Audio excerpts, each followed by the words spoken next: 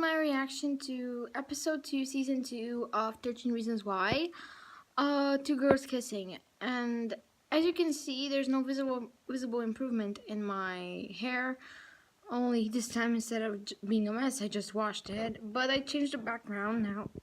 We're in front of my wardrobe with posters, and this episode made me realize something. Every title kind of alludes to who is the episode gonna be about. Last one was the first Polaroid. Polaroids are a type of pictures, and it was about Tyler. And now two girls kissing, obviously, Courtney. And this was her testimony. And my impressions of this episode: Clay and Sky. Why? Why? That was a sad episode for them. And also, I'm also wondering about Hannah. Is she real? Is she not real? What's going on? Because evidently only Clay can see her.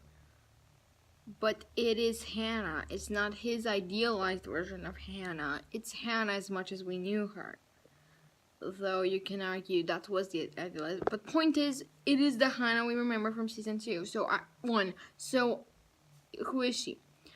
But other than that triangle, there's also Courtney. And I'm just going to go and say it right now. The lawyer that is defending the school is horrible. She is the new villain, if you ask me. She's horrible. I'm just going to say it like that. Her questions made Courtney come out on the stand.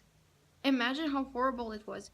And she twists the story just by Courtney being uncomfortable to answer certain questions, which for me is like, those are teenagers and you're tormenting them in front of everyone. I know I'm probably biased because as a teen myself, but I think she's going too far. What else? Zach, I've heard when we get his testimony, we're going to find out a lot more about him, but for now, he's, I think, one of my fave characters so far this season. Last season, I didn't think really much of him because nothing much really happened. I think in comparison to the other tapes, his and like Marcus's was one of the less prominent. They were still a big deal, but they were not as huge as some of the other ones.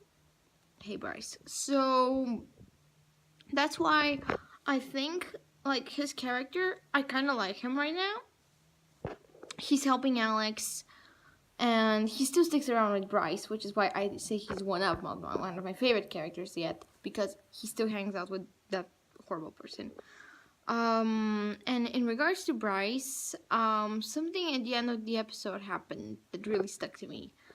I think he's starting either to be afraid that someone might catch him and start calling him out for it, or something's going on with him because he's not that confident anymore. Which is good, as you all know. His new girlfriend, sorry, I don't know the names. His new girlfriend, she annoys me to no end. She doesn't talk to Jessica about what really happened. She just goes along with Bryce's story.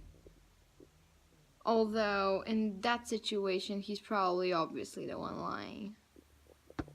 Speaking of Jessica, in this next one, the next episode is going to be about her.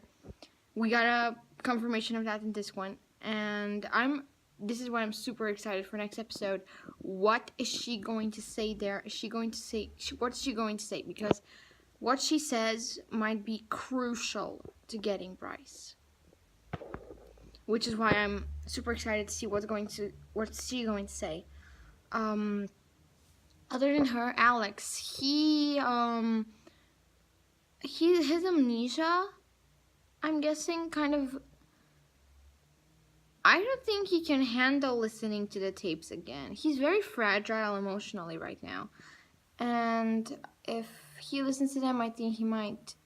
But one thing that really impressed me, when Tyler was showing him the pictures of him in the hospital, he said, "Why would I do this to myself?" he evidently is out of his suicidal feelings, which I'm happy for, but if he listens to the tapes, I'm worried that this might reawake some of those feelings.